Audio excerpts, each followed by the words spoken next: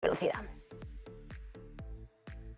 Y con esto vamos a mirar a los gráficos y a las tendencias ahora con Samuel Plaza, director de JFD Brokers España. Samuel, muy buenas. Buenas tardes, Eva. Encantado de estar contigo.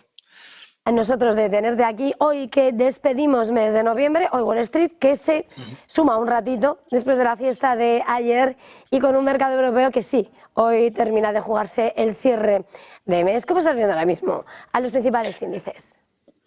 Bueno, pues principalmente lo que es toda la parte de renta variable europea y los principales índices europeos seguimos detectando, pues bueno, que mantenemos, ¿no?, esa fase de correcciones. Seguimos, pues bueno, después de muchas semanas, ¿no?, marcando máximos y mínimos decrecientes, con mucha debilidad, sobre todo, ¿no?, en el Eurostock, que ronda esas cotizaciones de los 4.600, 4.700 y bueno, no termina, ¿no?, de despegar, no termina de marcar una dinámica positiva.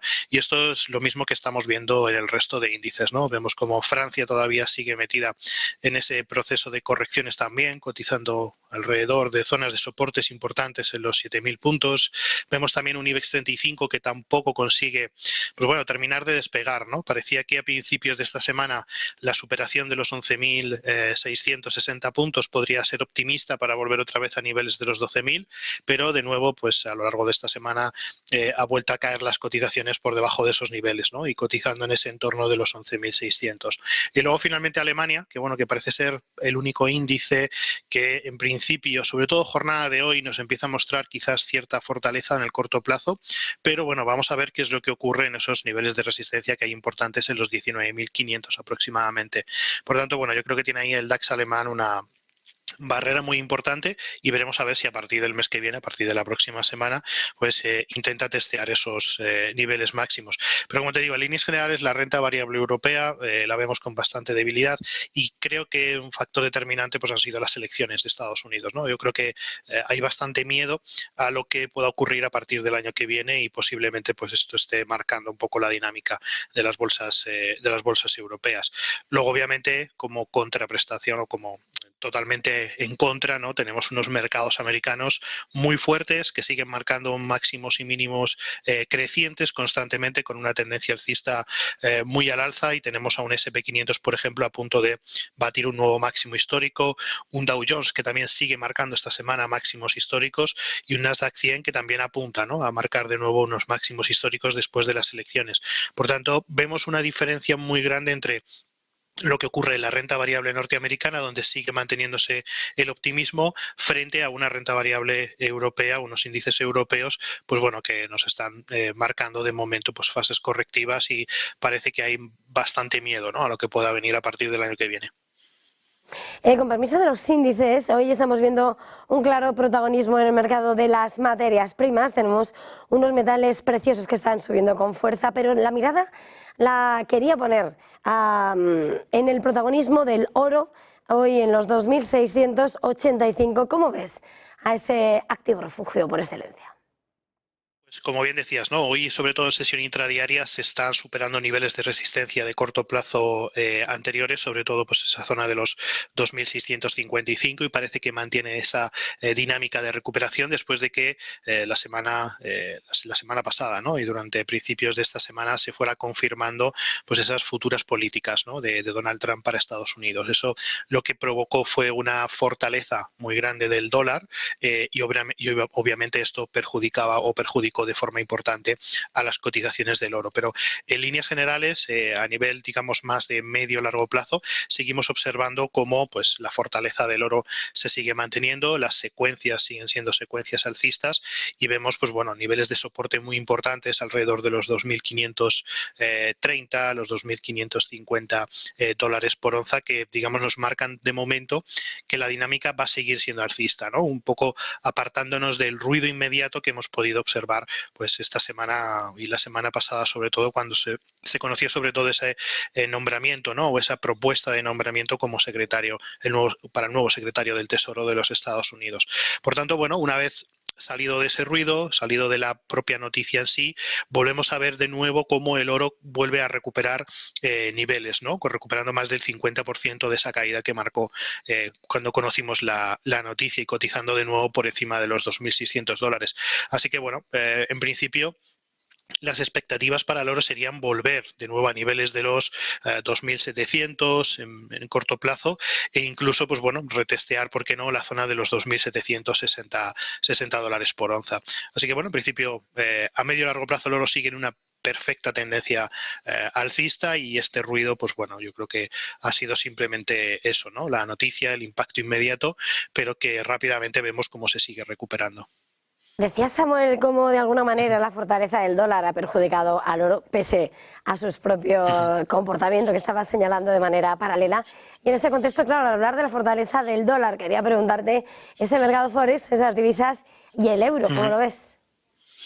Bueno, pues como podemos ver en el gráfico, ¿no? Desde prácticamente la cotización o la zona de cotización del 1.12 hemos visto pues cómo el dólar digamos, ha generado muchísima fortaleza frente al euro, alcanzando niveles del 1.03 aproximadamente, ¿no? Que veíamos la pasada semana. Sí es cierto que bueno, que el dato hoy de IPC pues ha lanzado, digamos, ciertas expectativas, ¿no? De que quizás las bajadas de tipos de interés por parte del Banco Central Europeo no sean tan agresivas, pero obviamente sigue predominando la fortaleza del dólar frente al euro, ¿no? Tenemos un dólar extremadamente fuerte, la tendencia general yo creo que se va a seguir manteniendo y yo creo que hay bastantes probabilidades de que durante el próximo año 2025 alcancemos de nuevo la paridad, ¿no? en el euro dólar.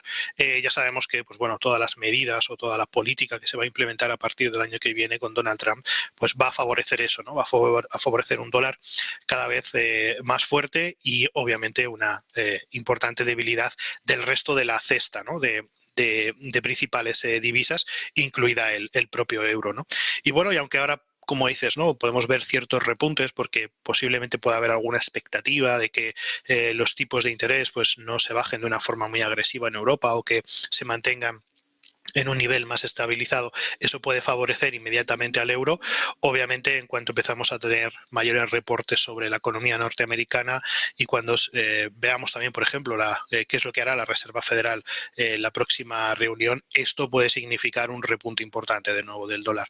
Por tanto, pues bueno, en líneas generales, bajo nuestro punto de vista, la fortaleza del dólar sigue muy presente y aunque veamos ligeras correcciones en estas semanas, creo que va a predominar esa fortaleza durante los próximos meses.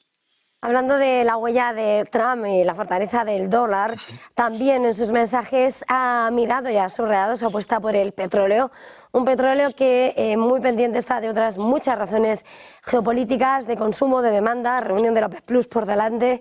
¿Cómo veis al oro negro? Bueno, pues la verdad es que tenemos múltiples factores, ¿no?, que pueden determinar las cotizaciones o los precios del oro para las próximas semanas o los próximos meses, ¿no? Como comentábamos, tenemos esa indecisión o esa divergencia que existe en el seno de la OPEP, tenemos los diferentes conflictos actuales, sobre todo en Oriente Próximo, y tenemos la llegada de Trump, ¿no?, que puede también, digamos, impulsar de alguna manera pues la producción de petróleo en Estados Unidos, ¿no? Además también, pues por supuesto, de las debilidades económicas en China y demás. Por tanto, hay ahora mismo un entorno de multifactorial en el que cualquier elemento pues puede desestabilizar un poco el tablero y puede pues digamos, mover, ¿no?, las cotizaciones del petróleo hacia un lado o hacia el otro. Y eso, por ejemplo, lo estamos viendo muy claramente en las cotizaciones de las últimas semanas. Tenemos ahora mismo unos precios del petróleo bastante estables, yo creo que un poco a la espera de ciertas expectativas, entre el nivel de los $76 y el nivel de los $70, ¿no? Por tanto, pues bueno, esto es un factor yo creo que muy determinante porque vemos como, por ejemplo, tenemos mucha fortaleza en el dólar con movimientos muy importantes, vemos la renta variable cómo se está moviendo con cierta volatilidad, pero en realidad el petróleo, pues llevamos varias semanas o incluso un par de meses donde no ha variado esa cotización entre los 76 y los 70 y los $70, como te decía, ¿no?